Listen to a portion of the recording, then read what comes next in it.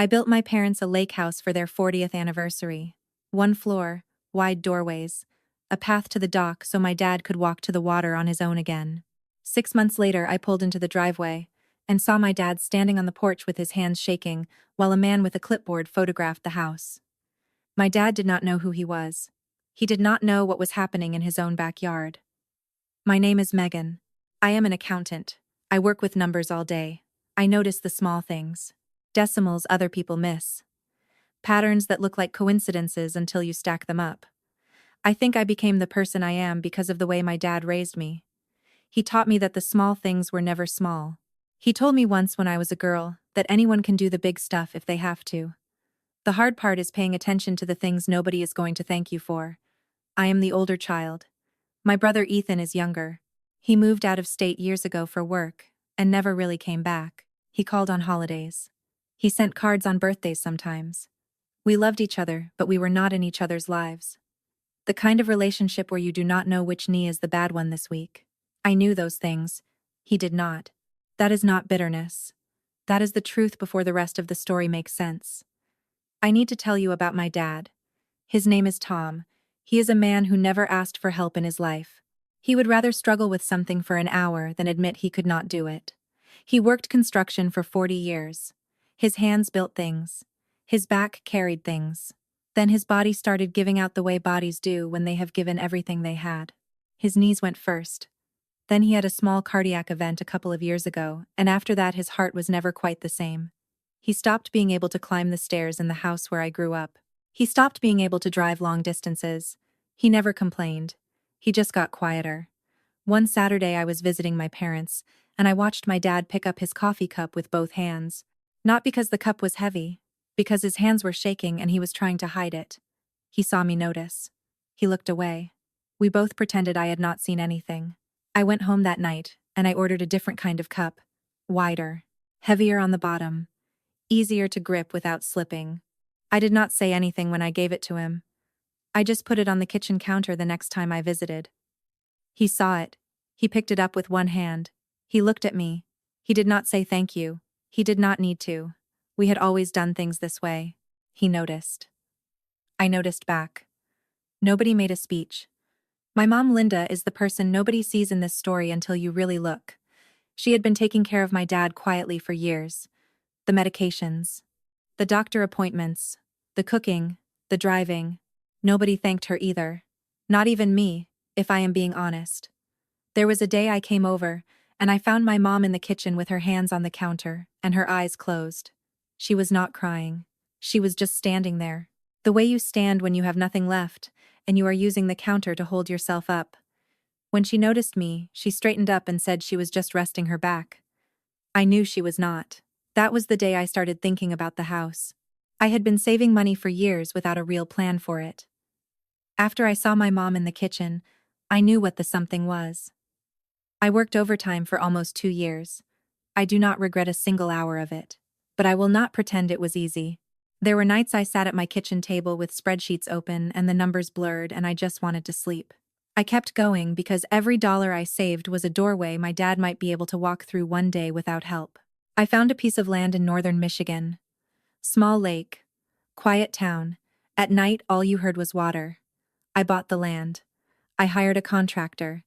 I sat down with him, and I told him exactly what I needed. I told him the doorways had to be wider than standard. Wide enough that a wheelchair could fit through if my dad ever needed one. I said the word wheelchair out loud and my voice caught on it. I do not know why. Maybe because saying it made it real. The contractor did not say anything. He just wrote it down. I kept going. I told him no steps anywhere. Not at the entrance. Not between rooms. The bathroom needed grab bars and a bench in the shower. I wanted soft flooring. Nothing slippery in case he ever lost his footing. The kitchen counters had to be at a height my mom could work at without bending. The path to the dock had to be smooth and flat and gradual enough that he could walk it on his own. That was the part that mattered to me most. The dock. My dad had spent his whole life on the water as a young man. His own dad had been a fisherman. Tom grew up on docks. He had not been able to walk to one in years because every place we knew had stairs or steep paths or rocky shores. I wanted him to be able to walk to a dock again. On his own. With nobody holding his elbow. There is a memory I keep coming back to from when I was a kid. My dad had taken me out on a little boat and helped me hold a fishing rod for the first time. I caught something small. I remember how scared I was that I would do it wrong. My dad did not reach over and reel it in for me. He just sat next to me and said, "You can do this. You see, you are doing it right now." I think every choice I made about that house came from that one sentence. I wanted my dad to feel the way I felt that day. Like the person next to him believed he could still do things. The contractor finished the house in early spring. I had not told my parents. I wanted it to be a surprise for their 40th anniversary. I drove them up to the lake on a Saturday. They thought we were going for lunch. We pulled into the driveway, and my dad looked at the house, and then he looked at me. He did not say anything. He got out of the car. He walked up to the front door. He pushed it open. He stepped inside. He looked at the wide doorways, and the flat floors, and the kitchen with the lower counters and the bathroom with the grab bars. He turned around in the middle of the living room and he looked at me. His eyes were wet. He still did not say anything. He walked through the back door. He walked across the porch. He walked down the path to the dock. Slow. Steady. On his own. He reached the end of the dock and stood there looking at the water for a long time. I stayed back on the porch. This was his moment, not mine. My mom came out and put her hand on my arm. She said, "You built this for him." I said I built it for both of you. He came back up the path. He reached for my hand and squeezed it. He could not get the words out. He did not need to. They moved in 2 weeks later.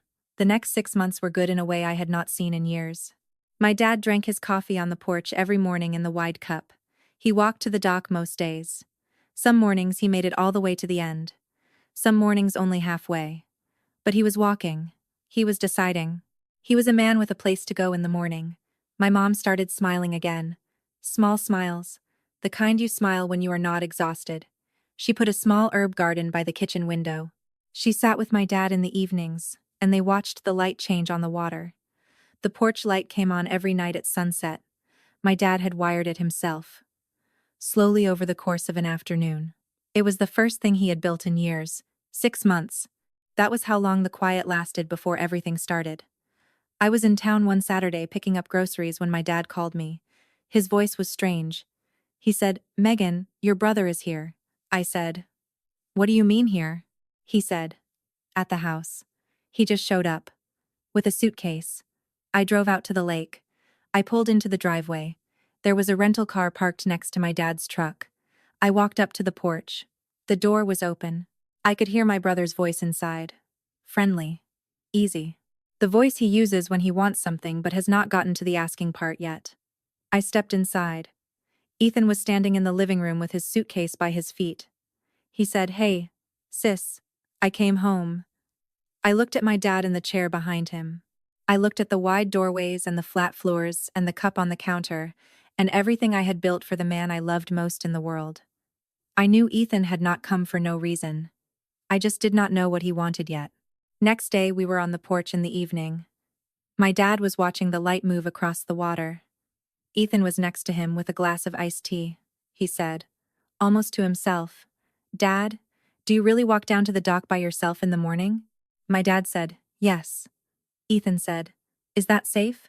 He said it the way you ask if a child should cross a busy street alone. My dad did not answer.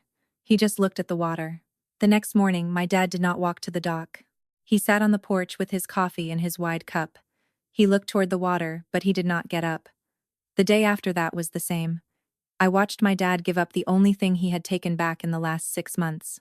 And he gave it up because his son had asked one quiet question. A few days later, something else happened. My dad had started walking to the dock again. Slowly. Ethan saw him put his shoes on one day and said, "Let me come with you." He said it warmly. The way you say it when you mean to be helpful. My dad did not know how to say no. Ethan held his elbow the whole way. By the time they reached the bench, my dad was not walking on his own. He was being escorted.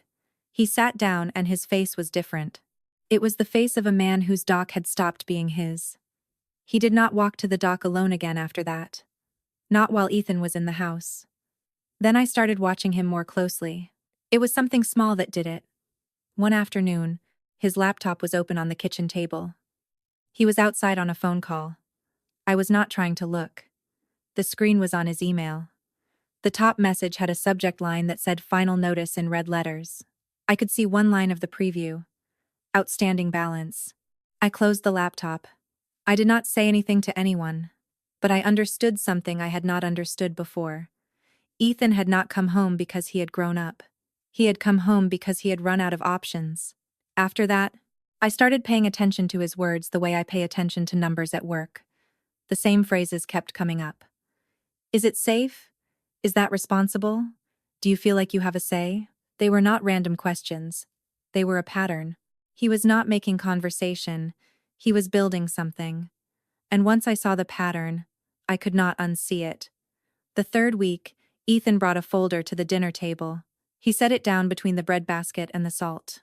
He said he had been doing some research. Just out of curiosity. He said there were some really nice living places not far from where he lived. Just as an option. He said he had also pulled some numbers on what places like that cost. My dad reached out and picked up the folder. He looked at it for 2 seconds. Then he stood up slowly and walked to the kitchen drawer where my mom kept the takeout menus. He put the folder inside. He closed the drawer. His hand was shaking. I do not think anyone else saw that part. I had been watching his hands my whole life. He sat back down. Nobody said anything for the rest of the meal. But the folder was not the only thing. That night my dad came out to the porch where I was sitting. He had a folded piece of paper in his hand. He held it out without saying anything. I unfolded it. It was a power of attorney form. The agent line had Ethan's name typed in. The principal line had my dad's. The signature line was empty. I asked him very quietly where he got it. He said Ethan had handed it to him this afternoon when nobody else was in the room. He said Ethan had told him it was just a precaution in case something happened. He said Ethan had a pen ready in his other hand. I asked if he had signed it. He said no. He said when Ethan handed it to him, Ethan had been watching his face the way you look at someone to see if they are tired enough or confused enough to do what you want. He had walked out of the room and carried the paper in his pocket for hours, not knowing what to do with it. I sat there with the paper in my hand, and every piece of the last 2 weeks rearranged itself in my head. The doc question. The folder at dinner. The laptop. This. It was not concern. It was a sequence. I told him he had done the right thing. He looked at me, and his eyes were tired in a way I had not seen them before. He said, Megan. My own son tried to get me to sign something while watching my face like I was already gone. I said, I know, Dad. The next morning, a man I had never seen before walked into the backyard. I was inside making coffee. I heard my dad's voice from the porch. He said, Excuse me, can I help you? There was a man with a clipboard and a camera taking pictures of the house. The front, the back, the dock. My dad walked to the edge of the porch. He said, Sir, what are you doing here? The man smiled. He said he was here for the appraisal.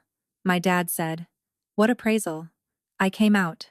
My dad turned and looked at me like a man who had just found out something was happening in his own house, and he was the last person to know about it. I asked the man who hired him. It was Ethan. 2 days earlier, he had not asked any of us. I told the appraiser to leave. He packed up and walked back to his car. I went inside. Ethan was in the kitchen. I asked him why there was a man taking pictures of Dad's house. He said we needed to know what the place was worth. He said it was responsible.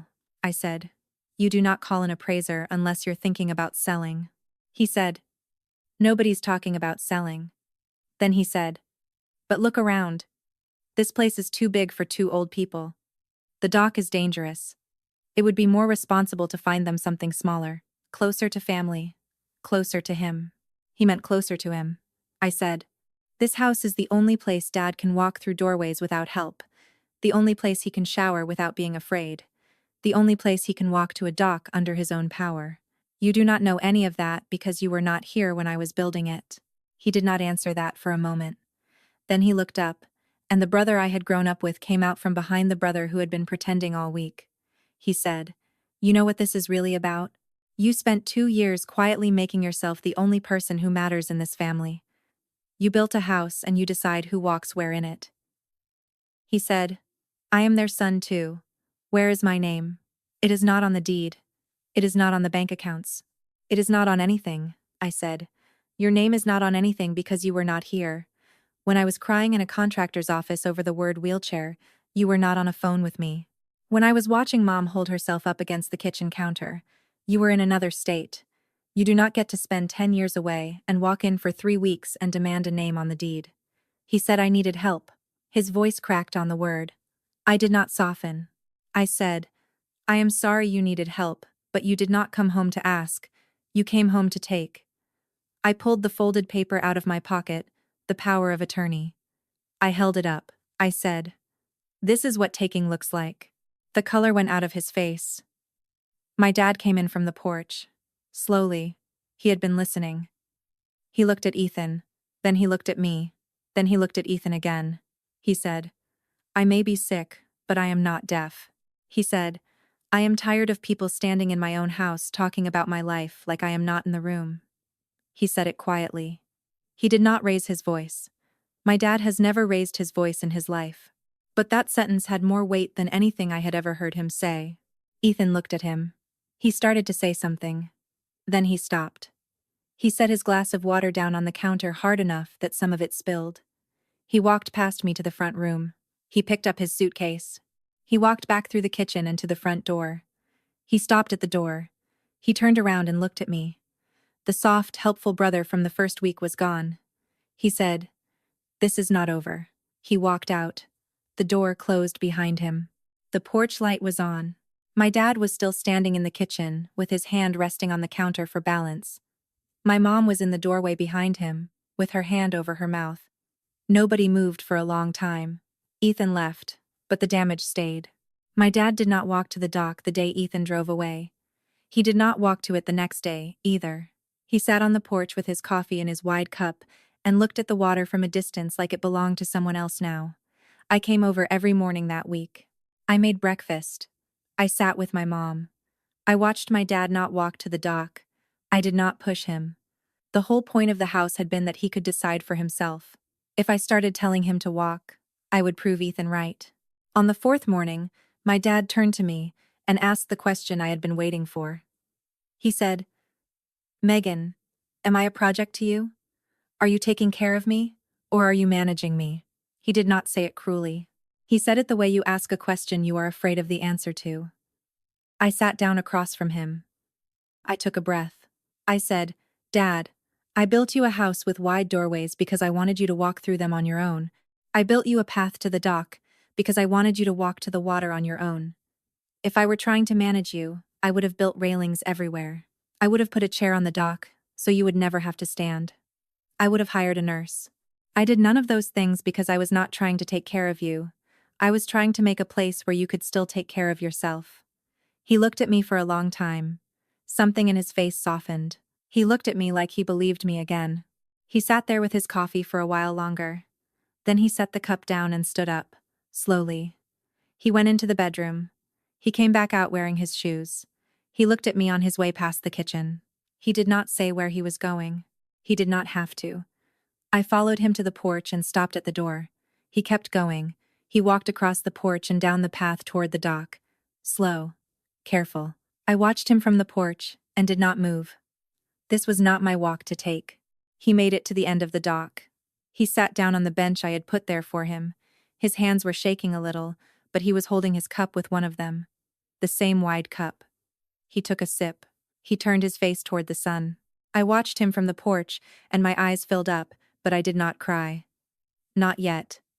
This moment was his. My mom came up beside me. She put her hand on my arm the same way she had the day we first moved in.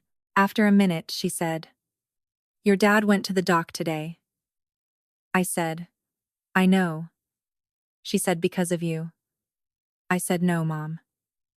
He went because of him. I just made the door wide enough. She smiled.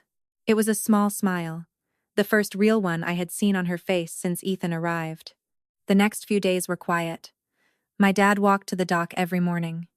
He did not need anyone to watch him do it. He just needed to be the one who decided to go.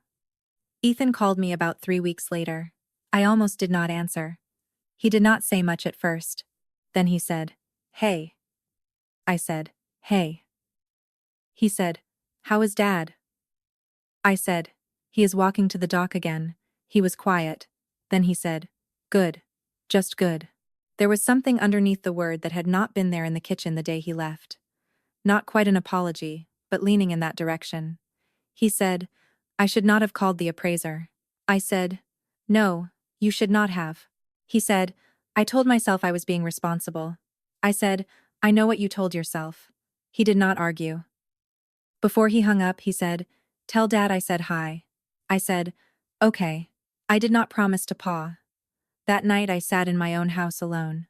I had not really stopped moving since Ethan arrived 3 weeks earlier, and I think my body had been holding something the whole time. I made tea. I sat at my kitchen table. I thought about my dad at the end of the dock. I thought about my mom on the porch. I thought about the question my dad had asked me about whether I was managing him. And I cried for about 10 minutes. It was not loud crying. It was the kind that comes when you have been carrying something for too long and finally get to put it down. When it stopped, I washed my face and went to bed. The next morning I drove to the grocery store, and I bought the cheese my mom liked, and the bread my dad liked, and a thermos of fresh coffee. I drove out to the lake. I did not call ahead. I just showed up. That is how my dad and I had always done things. A few days later my dad gave me a note. He handed it to me without saying anything. His handwriting was harder to read than it used to be. The letters wobbled in places. I had to look at it twice to make sure I understood. The note said, "You did not control me. You saw me." I read it 3 times. I folded it. I put it in my wallet. It is still there. The porch light came on every night again. There had been one night during Ethan's visit when my dad had not turned it on. I had not said anything about it then. I had noticed. The night after Ethan left, my dad walked to the porch at sunset and turned the light back on himself. It has been on every night since. About a month later, I got a call from a number I did not recognize. It was an attorney in town. An older man. He said he had grown up with my dad. He said my dad had come into his office a few weeks earlier and had asked him to draw up a new will. He said he had assumed I knew. He was calling because the paperwork was ready to be signed, and he wanted to make sure my dad had a ride to the office. I sat down on my couch. My dad had not told me anything. He had quietly arranged the whole thing himself, the way he used to fix the roof of our old house when nobody was looking, finishing the job before anyone could offer to take over. I drove out to the lake that afternoon. I did not bring it up. I made coffee. I sat with my dad on the porch. After a while, he looked at me and said, "The attorney called you, didn't he?" I said, "Yes." He said, "Good." He said, "The house goes to you." He said it without anger. The way a man says something he has thought about for a long time and has finished thinking about. I started to say, "Dad, you do not have to do that." He held up his hand. Just a small lift of his fingers. He said, "I am not doing this out of anger. I am not doing it to punish anyone. I am doing it because for a long time other people have been making choices about my life, and I am the one who lives it." He said, "I made this choice myself. It is the first one in a while that nobody else helped me make." I did not say anything for a while. My eyes were wet. He reached out and put his hand on top of mine. He said, "You built me a house, Megan. You did not build it for a deed. You built it because you saw me. And I am writing this down on paper because I know who actually saw me." I cried then, quietly. For about a minute, he let me. He did not try to fix it. He just kept his hand on mine. That same evening my mom and I were standing on the porch watching my dad at the dock. She said something I will not forget. She said, "Your brother got everything when he was little because he made noise. You never made noise, so we stopped looking." She said, "I have spent the last 2 weeks thinking about every birthday and every dinner and every car ride where I did not really see you because you seemed fine." She said, "You were not fine. You were quiet. There is a difference, and I should have known it." I told her she did not have to say all of that. She said, "Yes, I do. The children who do not ask for things are usually the ones who already learned not to." We stood there for a while watching my dad at the end of the dock. Neither of us said anything else. I came over one evening with grocery bags. Cheese for my mom, bread for my dad, a thermos of coffee. The 3 of us sat on the porch. The sun was going down behind the trees. The water was still. A heron landed at the edge of the dock and stood there with its long legs in the shallow water. My dad pointed at it. He said, "Look, one word." That was all. We all watched the heron together. Nobody spoke for a long time. The kind of quiet that does not need filling. I built my dad a house. But what I gave him was not walls and a roof. I gave him the chance to feel like a man who still had a say in his own life. And every time he walks to that dock, slow, shaky, but on his own 2 feet, I get to watch the man who taught me everything become himself again. Tell me where you're watching from, and what time it is there right now. I love seeing where everyone is from. If this stayed with you, subscribe. I will see you in the next one.